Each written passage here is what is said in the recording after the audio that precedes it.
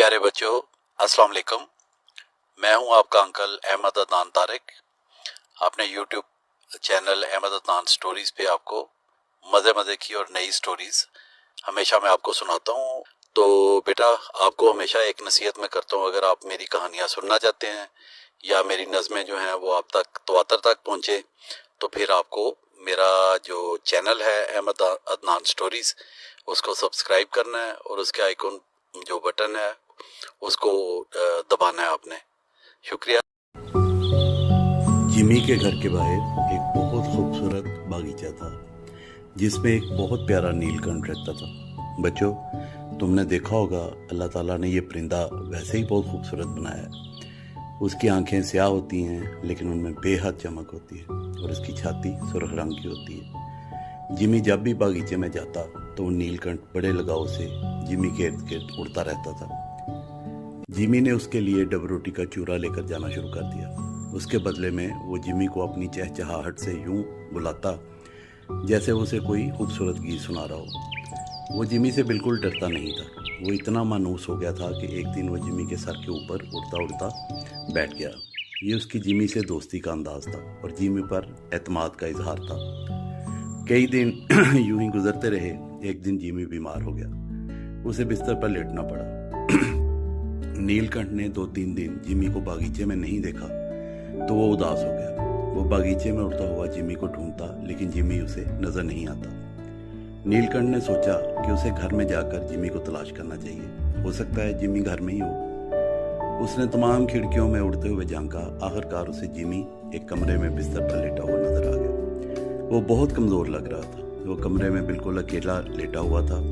नीलकंठ खुली हुई खिड़की से जिमी के कमरे में आ गया और जिमी के बिस्तर पर उसके पैरों के करीब बैठ गया। वो चहचहाया, ट्वीट ट्वीट चिर चिर्री। उसकी आवाज़ सुनकर जिमी ने आंखें खोली और खुशी से उठकर बैठ गया। वो बोला, तुम मेरे दोस्त, तुम्हारी मेहरबानी है, तुमने मुझे कैसे तलाश कर लिया? बिस्तर पर लेटा लेटा मैं कितना उकता गया था। मेरे दोस्त, तुम मुझे रोज़ मिलने आया करो ताकि मेरा दिल लगा रहे। नीलकंठ बोला, ट्वीट ट्वीट, मैं आऊँगा। फिर वो फुदकता हुआ आगे बढ़ा और जिमी के कंबल पर बैठ गया और अपनी बोली बोलने लगा जैसे जिमी को कोई नगमा सुना रहा हो। कुछ देर के बाद वो खिड़की से बाहर उठ गया। उसके जहन में एक तरकीब आई थी जिससे वो जिमी का दिल लगा सकता था। वो और उसकी बीवी एक मुनासिब और महफूज जगह की तलाश में थे जहां वो अपना घोंसला बना सके। कितना ही अच्छा हो अगर वो जिमी के कमरे में कोई जगह ढूंढ ले। जिमी बहुत अच्छा लड़का है, नीलकंठ सोच रहा था। नीलकंठ वैसे भी अपने घोंसले बनाने के लिए ऐसी जगह ढूंढते हैं जहां नज़दीक उनके दोस्त रहते हों। नीलकंठ तो उड़ता हुआ अपनी बीवी के पास गया और उसे जाकर अपनी सोच बताई। फिर वो दोनों उड़ते हुए जिमी के कमरे में गए। उन्होंने जिमी के कमरे के हर गोशे, हर कोने का जायजा लिया ताकि वो घोंसला बनाने के लिए मुनासिब जगह का इंतखाब कर सके। नीलकंठ बोला, क्या ख्याल है अगर हम अपना घोंसला जिमी के बिस्तर के पीछे बनी हुई किताबों की अलमारी के साथ बना लें? वहाँ हमारे घोंसले के लिए काफ़ी जगह मौजूद है।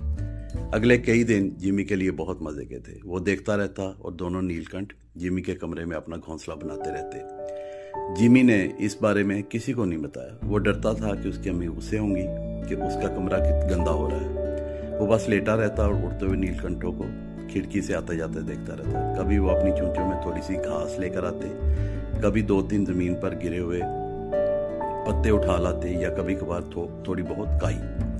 एक दिन नीलकंठ को जिमी की कंघी में कुछ बाल नजर आए। उसने वहां से घोंसले के लिए 2-3 बाल भी चूल से उचक लिए। जिमी ये देखकर बेख्तियार हंसने लगा। जब घोंसला बन गया तो नीलकंठ की बीवी किताबों की अलमारी के पीछे अपने आरामदेह घर में बैठ गई और फिर उसने 4 प्यारे अंडे दिए। अंडों पर बहुत खूबसूरत सुर्ख रंग के धब्बे थे। जिमी जब चाहे किताबों की अलमारी के पीछे झांक कर उन्हें देख सकता था। जिमी उन्हें देखकर बहुत खुश था।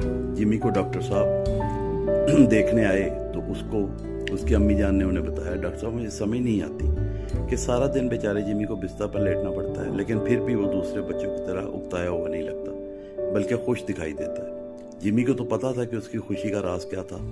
उसकी वजह थी कि उसके दोनों दोस्त किताबों की अलमारी के पीछे रहते थे लेकिन उसने किसी को इस बारे में एक लफ्ज़ भी नहीं बताया। फिर एक दिन अंडों से बच्चे निकल आए। दोनों नीलकंठ बच्चों को देख देख कर खुशी से गीत गाते, चहचहाते हवा में उड़ते फिर रहे थे। जिमी भी बच्चों को देखकर उतना ही खुश था जितने उसके दोस्त। वो रोज किताबों की अलमारी के पीछे झांक कर बच्चों को देखता और खुश होता। कई बार दोनों नीलकंठों को उड़कर खिड़की से बाहर जाना पड़ता ताकि वो बच्चों के लिए कुछ खाने को लेकर आए। तब जिमी उनकी देखभाल करता। उसने अपने दोस्तों से वादा किया था कि वो बिल्ली को कमरे में दाखिल नहीं होने देगा। जल्दी ही बच्चे बड़े हो गए और उनके उड़ने का वक्त आ गया। एक दिन वो घोंसले से निकले और अपने माँ बाप के साथ जिमी के कमरे में उड़ने लगे। जरा सोचें कि इतने नीलकंठ जिमी के कमरे में एक साथ उड़ रहे थे। जिमी कह के लगाने लगा, तभी उसके कमरे का दरवाजा खुला और अम्मी जान डॉक्टर साहब को लेकर अंदर आई। वो हैरान होकर बोली, अरे अरे ये इतने परिंदे कहाँ से आ गए। तब जिमी ने सारा माजरा अम्मी जान को बताया और फिर उन्हें और डॉक्टर साहब को किताबों की अलमारी के पीछे बना हुआ घोंसला दिखाया। अम्मी जान बहुत हैरान थी। जिमी बोला, लेकिन अब मैं बहुत उदासी महसूस करूंगा क्योंकि आप देख रही हैं कि बच्चे उठकर खिड़की से बाहर चले गए। अब वो अपने माँ बाप के साथ बागीचे में ही रहेंगे। अब मैं उनको उधर बहुत कम देख सकूंगा। डॉक्टर साहब मुस्कुरा कर बोले, तुम भी अब इस कमरे में बंद नहीं रहोगे। तुम्हारा भी वक्त आ गया है कि तुम भी सारा दिन अब बागीचे में खेल कूद सकते हो। बाहर मौसम बहुत अच्छा हो रहा है, तुम जाकर सारा दिन अपने दोस्तों को देख सकते हो। जिमी बहुत खुश हुआ और वो अब अपने नीलकंठों के साथ बागीचे में है। जिमी करीब करीब मुकम्मल सेहतयाब हो चुका है। उसके पास अब 6 दोस्त हैं। है ना वो खुशकिस्मत।